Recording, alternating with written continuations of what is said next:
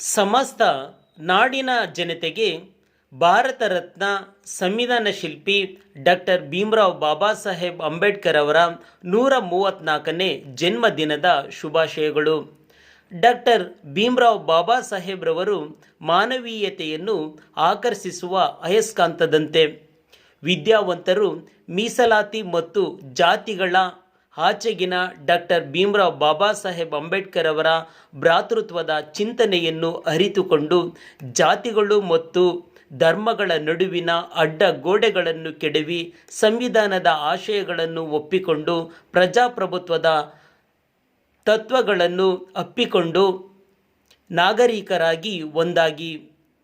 ಜಾತಿವಾದಿಗಳು ಮತ್ತು ಕೋಮುವಾದಿಗಳು ಪ್ರಜಾಪ್ರಭುತ್ವದ ವ್ಯವಸ್ಥೆಯನ್ನು ಮತ್ತು ಸಂವಿಧಾನದ ಆಶಯಗಳನ್ನು ನಾಶಪಡಿಸುತ್ತಿದ್ದಾರೆ.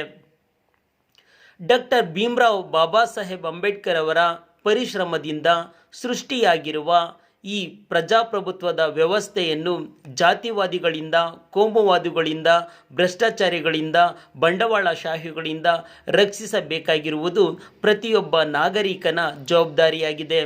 ಪ್ರಜಾಪ್ರಭುತ್ವವನ್ನು ರಕ್ಷಿಸೋಣ, ನಾಗರಿಕ ಹಕ್ಕುಗಳನ್ನು ಪಡೆಯೋಣ. ಜೈ ಭೀಮ್, ಜೈ ಸಂವಿಧಾನ, ಜೈ ನಾಗರಿಕ. ರಘು ಮೌರ್ಯ, ವಕೀಲರು, ಬೆಂಗಳೂರು.